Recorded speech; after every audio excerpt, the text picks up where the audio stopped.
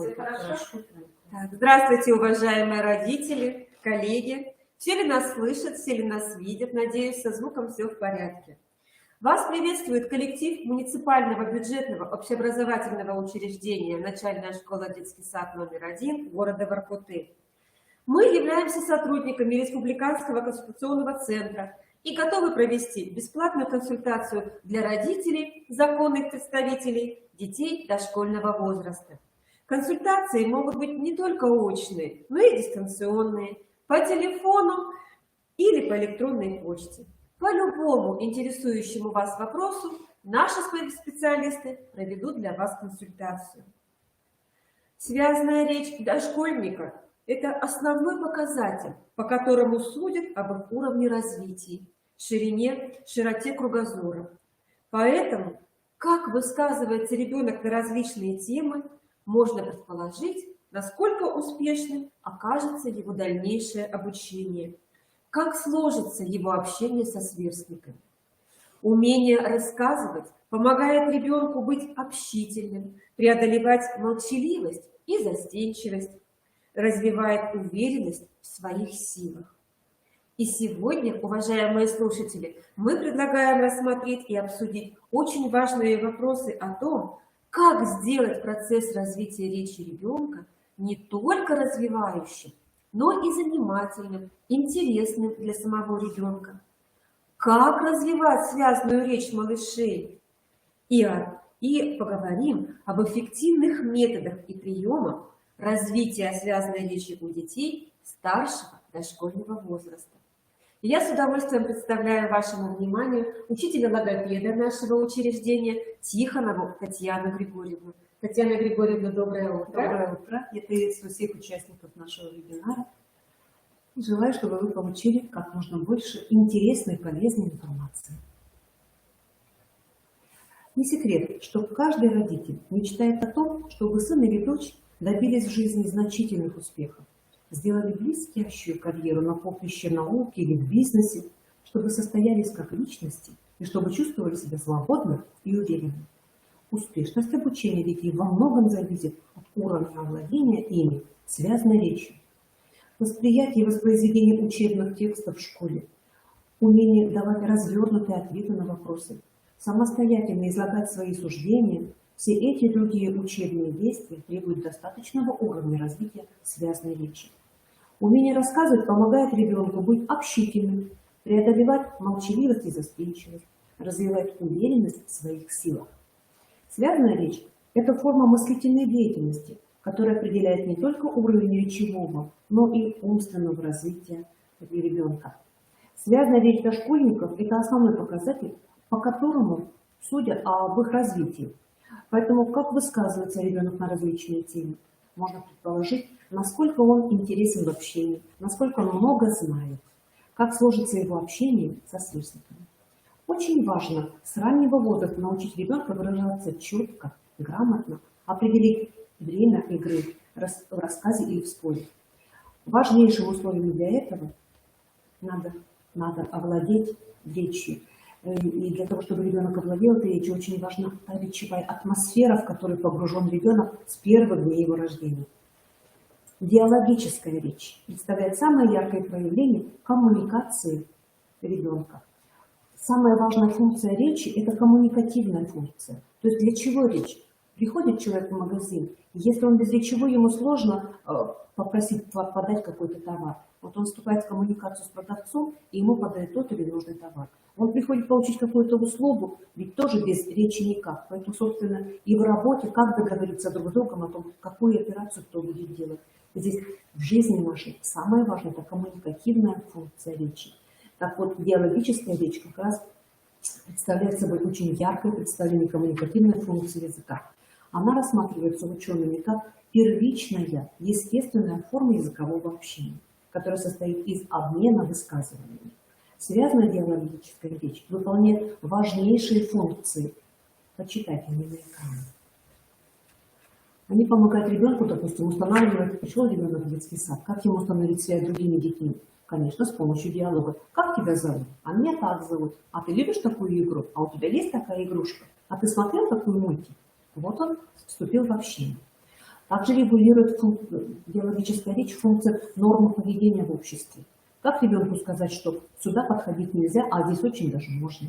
Тоже с помощью диалогов, которые вступает взрослый, который уже знает эти правила, с ребенком.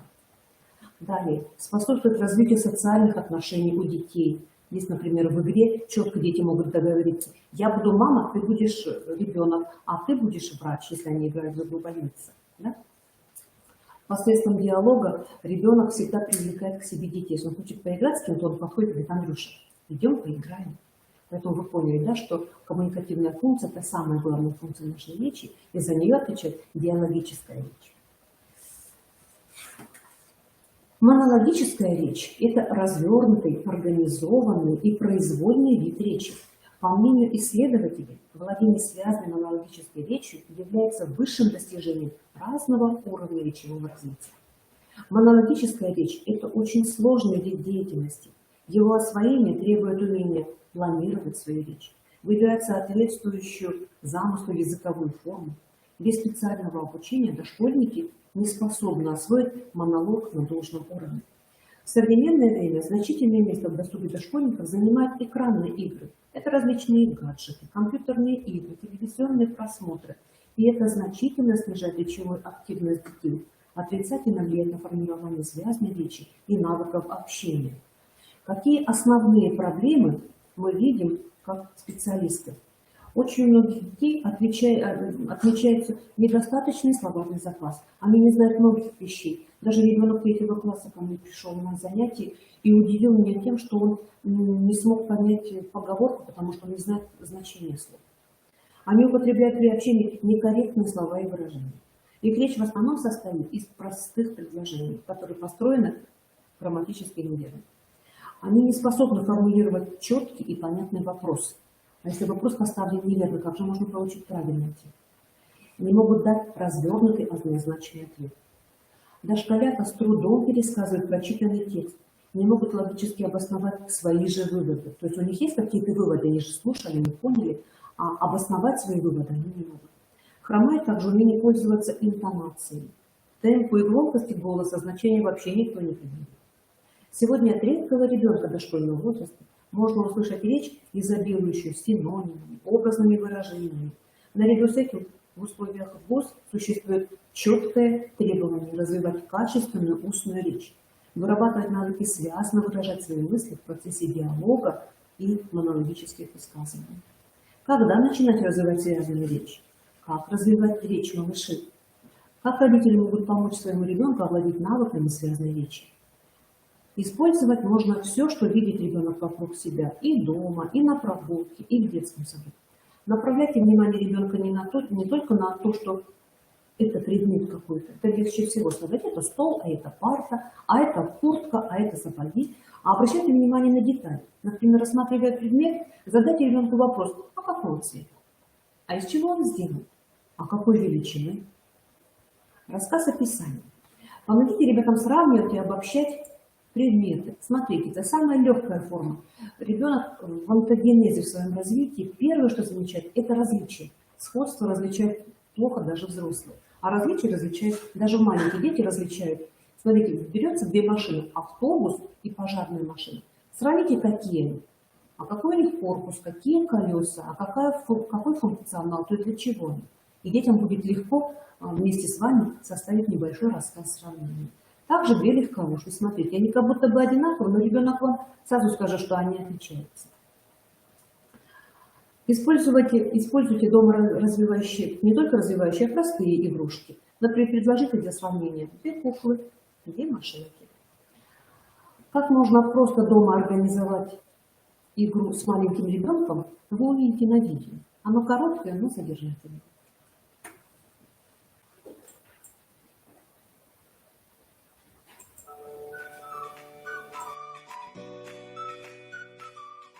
Родитель должен быть готов к тому, что ребенок не усвоит язык из воздуха, смотря свинку Пеппи или другие мультики. Перед вами стоит нелегкая задача – открыть малышу другой мир. Надо будет забыть отговорки и приготовиться работать ежедневно и в первую очередь над собой. Посмотрите мультфильм вместе с ребенком. Спросите, что понравилось, а что нет и почему. Делайте это регулярно. В свободном доступе онлайн есть масса различных материалов для развития ребенка. Не стоит хвататься за все и сразу. Выберите для начала 3 игры, подходящих по возрасту, и периодически занимайтесь с малышом. Я хочу предложить вам игру «Жадина», которая научит вашего ребенка согласовывать прилагательное с существительным. Давайте поиграем. У каждого дома много-много игрушек. Для игры «Жадина» надо будет выбрать только те игрушки, про которые можно сказать «мой» или «моя». Например, пирамидка чья? Моя. Поставлю ее сюда. Дом. Чей? Мой дом. Поставлю ее сюда. А теперь заглянем под косыночку. Ух ты! Сколько игрушек! Дракон. Чей? Мой. Куда? Ну, конечно, сюда. Мой дракон. Вертушка. Чья? Моя. Сюда кладу. Стакан. Чей? Мой стакан. Поставлю сюда. Чашка. Чья? Моя чашка. Ставлю ее сюда. Шкатулка. Какая красивая. Чья? Ну, конечно, моя. Ставлю ее сюда. Немного усложним игру. Сейчас ребенок сам выбирает себе понравившуюся игрушку и говорит «мой» или «моя». Теперь он у нас будет жадиной.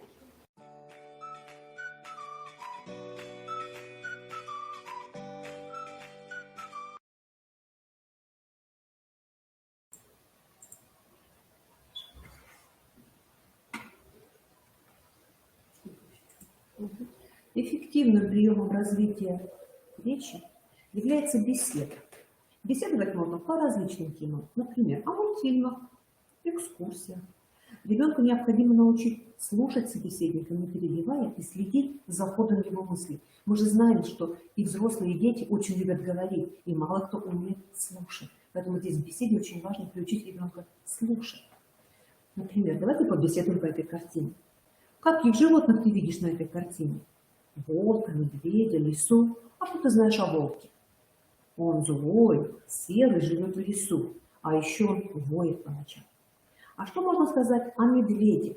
Он большой, коричневый, зимует в берлоге.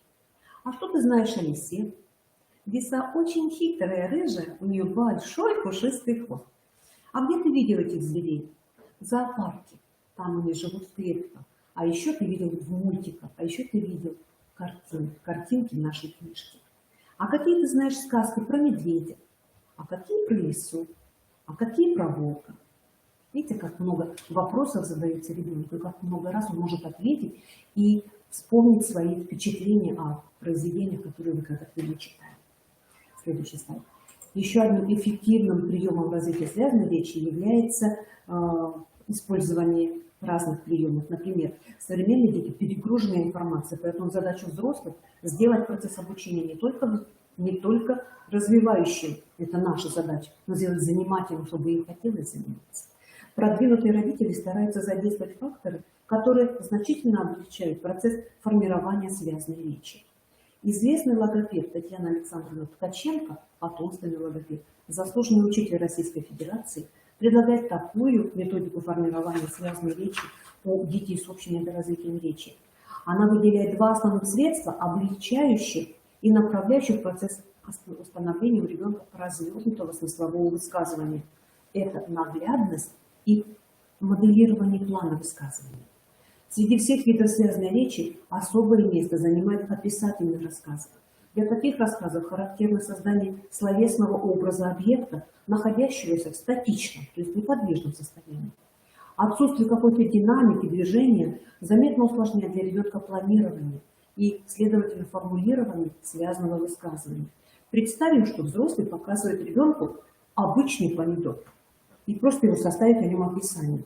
О чем может рассказать ребенок? Никаких действий не происходит. Когда мы обследуем речевое развитие детей, особенно на консультационном пункте, когда приходят дети, когда мы показываем картинки, особенно сюжетные, то дети, как правило, только перечисляют действия. Этот бежит, катается на лыжах, играет с мячом. Все, что они видят, это только действия. А здесь нужно обратить внимание на предмет. Поэтому здесь, а какие признаки помидора можно выделить? какой последовательности перечислить все эти признаки, а как удержать в памяти намеченную последовательность изложения. Какие предложения надо использовать, чтобы получился рассказ связанным. Не только дошкольнику, но и ученику начальных классов бывает очень непросто справиться с этой задачей. В качестве универсального вспомогательного средства моделирования дошкольниками писательного рассказа предлагают следующий слайд. Графические планы, вот они на экране. Схемы, которые разрабатывались и уточнялись. Кстати сказать, самые первые графические планы были опубликованы еще в прошлом веке, в 1990 году, в 10-м номере журнала «Дошкольное воспитание». Предлагаемые схемы постоянно меняются, совершенствуются, но в принципе они служат одному – составлению небольшого описательного рассказа. Схемы помогают дошкольнику выделить определенные качества объекта, наглядно представить их количество и последовательность, соблюдать эту последовательность при изложении описательного рассказа и тем самым его сделать более полным, точным, связанным и непрерывным. Каждый признак представлен в схемах особыми символическими изображениями. Обратите внимание. По мнению психологов, освоение различных знаков и символов помогает ребенку не только анализировать, сравнивать, обобщенно воспринимать действительность, но и повышать умственный возраст ребенка и часто способствует переходу мышления на более высокий уровень. Следующий слайд. А может быть, Татьяна Григорьевна, какой-нибудь образец? Мы сейчас все рассмотрим следующий. Смотрите, мы описательный рассказ про овощи и фрукты составляем с помощью вот такой наглядной схемы. Сначала ребенок назовет цвет, ну это говорят все. Да? Например, если мы выбрали помидор, то он круглый. А следующая форма. Ребенок говорит, помидор какой? Круглый. Цвет был первый, да? Красный. Круглый, затем идет величина, написано, нарисовано два яблока. То есть ребенок уже понимает, что речь идет о предметах или больших, и маленьких. В данном случае он небольшой, среднего размера. А какой на вкус? Смотрите, подскажет ему лимон или конфетка, подскажет ребенку, нужно говорить о вкусе. Помидор всегда очень сочный, немножко сладковатый. Далее, очень важно, где же произрастает. Тут мы опять же не только рассказываем о помидоре, мы еще вспоминаем, где он растет. Он произрастает на огороде. Это знает, как правило, всегда школьник, который посещает детский сад. И самое важное, а что же можно приготовить? Потому что дети, как правило, пьют что-то и не замечают, из чего это состоит. А тут она обратит внимание, что из помидор, оказывается, можно приготовить не только салат, еще можно сделать из него сок, а еще можно сделать пасту, и так далее. Вы можете здесь что-то говорить, и, может быть, даже показать потом уже на кухне, какие продукты, в какие салаты входит тот же помидор. Легко? Легко. Можно взять арбуз и описать его точно так же. Можно про апельсин рассказать, про морковку. Этот план помогает ребенку сказать 6 предложений как минимум, потому что ему легко говорить. Следующий. А здесь мы попробуем рассказать уже чуть-чуть другая схема. И она помогает нам рассказать об игрушке. Например, угадайте, о чем я говорю. Цвет оранжевый, кабина и кузов прямоугольной формы, а колеса круглые. По размеру она большая. Сделана она из пластмассы, а колеса резиновые. Из каких частей состоит машина? Кабина, кузов, колеса. Это то, что видит ребенок. Взрослый скажет, конечно, чуть больше. И какие действия можно делать с этой игрушкой? Ну, конечно, можно возить грузы, правда? Может, ребенок возьмет эту машинку и будет строить что-то, будет перевозить кирпичики и будет строить себе какой-нибудь там дом. Следующий слайд. Эффективным приемом развития связанной речи является использование мнемотаблиц для пересказа. Ну, это очень знакомый прием, он используется широко. Например, пересказ сказки «Курочка ряба». Давайте попробуем вместе. Жили-были дед и баба, и была у них курочка ряба. Снесла курочка яичко, не простое, а золотое. Дед бил-бил, не разбил. Баба била-била, не разбила. Мышка пробежала, хвостиком вильнула, яичко упало, разбилась. Плачет баба. А курочка ряба говорит, не плачь, дед, не плачь, баба. Снесу я вам яичко, но не золотое, а простое. Легко и просто. Пересказ литературных произведений в детском саду относится к одному из видов речевой деятельности и тоже относится к развитию связанной речи. Пересказ с использованием наглядного плана увеличивает речевую активность детей. Я заметил, даже дети совершенно неактивные в речевом плане, когда видят модель или наглядную схему, они охотнее отвечают на вопрос, ну а что не отвечать, у них все перед глазами. Не нужно опасаться, что использование символико-моделирующих средств делает мыслительные процессы ребенка ленивыми. Нет, наоборот, как показывает практика, речь не становится заученной и заштампованной. Это, наоборот, способствует усвоению ребенком разных структур языка. Еще одним эффективным приемом развития связанной речи является использование серии картин. Вот здесь очень важно вспомнить о том, что рассказ по серии картин – это очень сложный вид деятельности. Как правило, по рассказу серии картин на психолого-медико-педагогической комиссии при подготовке ребенка в школе оценивается уровень и мышления, и речи. Здесь ребенку нужно сделать две серьезные операции. Первое – создать план рассказа. То есть он должен из 3, 4, 5 картинок выбрать, где же, что же было с самого начала, что было потом и чем все закончилось. И когда эта структура рассказа, план уже готов, то здесь надо подобрать правильные языковые средства и составить этот рассказ, и чтобы он был интересным, связанным. О том, как развивать умение рассказывать по серии картин, расскажет нам Любина Ивановна. Да, Татьяна Григорьевна уже рассказала, для чего используются, да, серии картин. И самая главная задача взрослых – научить детей. Научить передавать правильную временную и логическую последовательность рассказа можно с помощью серийных картин. Ребенку предлагается составить рассказ, опираясь на картинки. Картинки служат своеобразным планом пересказа, позволяют точно передать сюжет, не сбиваясь от начала до конца. По каждой картинке ребенок составляет одно предложение, а вместе они соединяются в связанный рассказ. Когда ребенок научится свободно рассказывать по готовым сериям картин, ему предлагают самому выложить в нужной последовательности серию из 3-4, а может быть и больше картин, и затем составить рассказ по данной серии. Давайте рассмотрим некоторые приемы работы с сюжетными картинками. На столе раскладывается серия сюжетных картинок. Ребенок рассматривает их. Затем взрослый прочитывает рассказ. После этого рассказ повторяется, а ребенок показывает соответствующие картинки.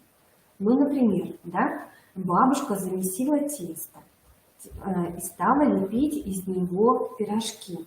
Пирожки были из брусники. После того, как бабушка слепила пирожки, она их положила в духовку, а затем угостила своего любимого внука. Дальше прием. С ребенком рассматриваются отдельные предметы на картинках, а взрослый сопровождает их рассказом. Вот здесь бабушка месит тесто. Месит тесто руками. Тесто сделано из муки. Начинка, тесто раскатывала, пирожки раскатывались скалкой, пирожки были с брусничной начинкой. После того, как бабушка слепила пирожки, она положила их на противень в духовку. Вот и духовка нарисована. Да? Как пирожки испеклись, предложила любимому внуку. Вот можно рассмотреть каждую деталь, чтобы ребенок об этом рассказал.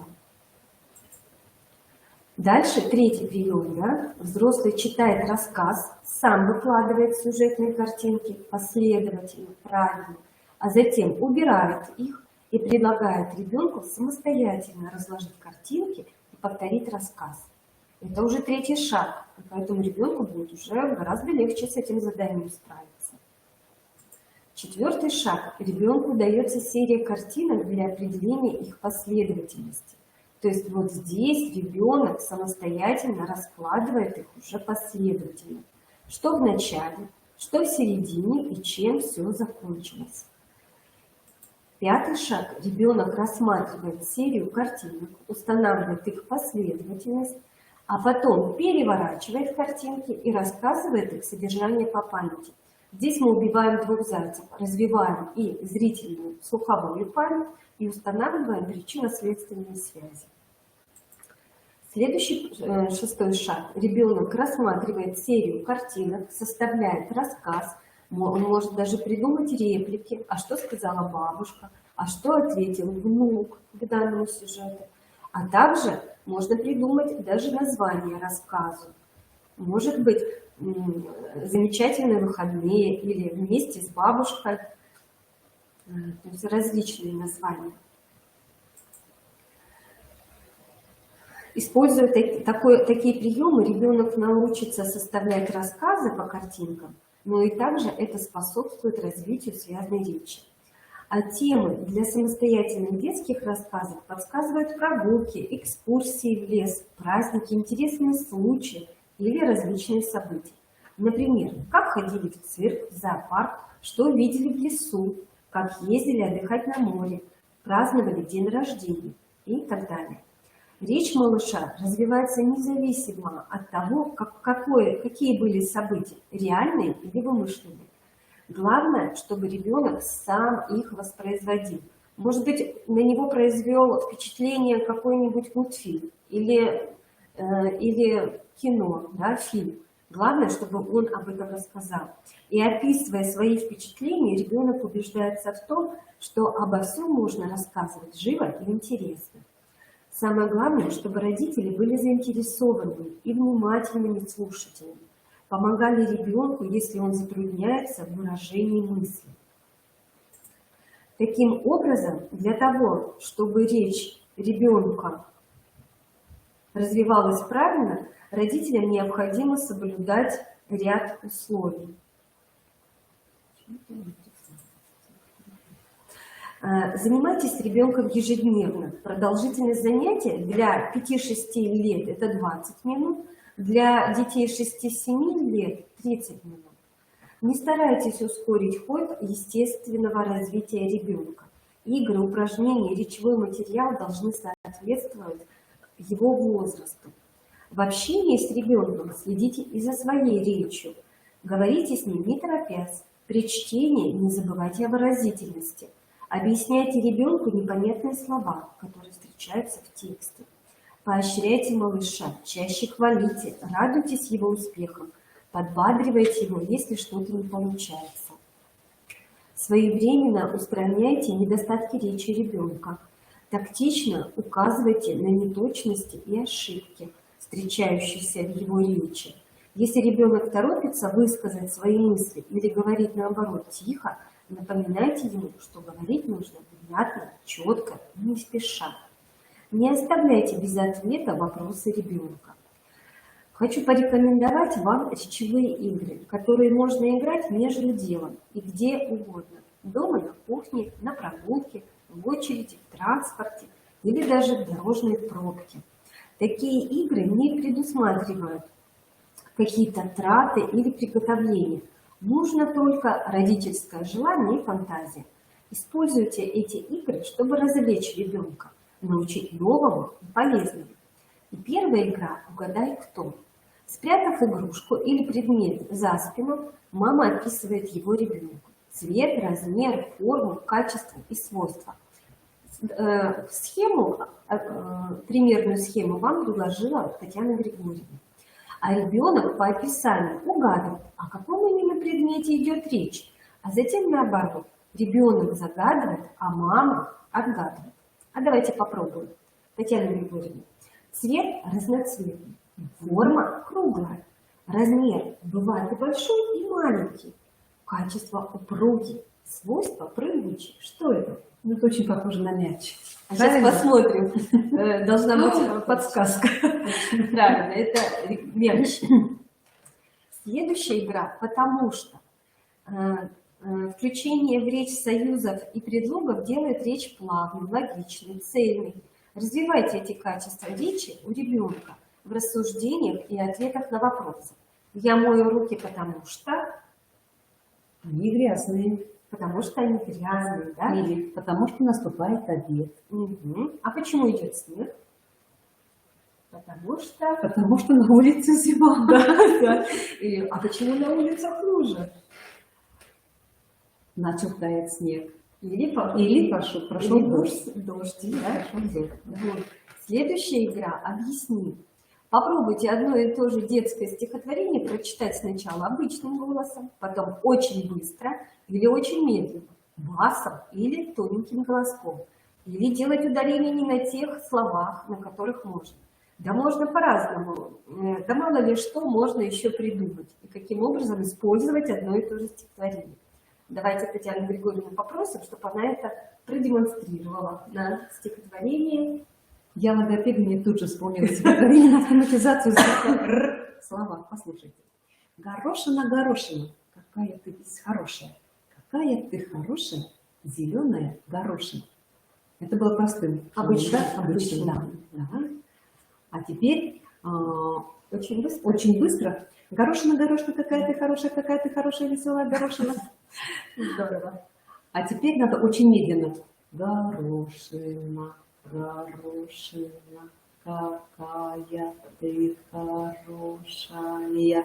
Можно еще медленнее, да? А еще можно басом. Горошина, горошина. Или тоненьким. И делать ударение не на тех словах. Ну, здесь текст такой же сложный, но, в принципе, попробуем. Горошина, горошина, какая ты хорошая. А можно так. Горошина, горошина, какая ты хорошая. То есть можно менять ударение, менять смысл. А еще как? Все? Да, Достаточно? спасибо, Татьяна Григорьевна. Очень прям так полезно и все проиграно. Так, ну и следующая игра — это сказка по-новому. В знакомых сказках изменять различные детали, да? Например, не красная шапочка, а синяя шляпка. Или героев даже, не волк, а тигр. Или место действия, не лес, а море. Да? Или вообще дать волю фантазии своей и ребенка. Или вообще переделать сюжет. Следующая игра. А что было дальше? В условиях семьи как можно больше внимания уделять формированию самостоятельной связной речи. Например, можно предложить ребенку придумать продолжение рассказа или сочинять рассказ вместе с ним по очереди. Давайте, Татьяна Григорьевна, мы это продемонстрируем. Ну, например, жила-была девочка Маша.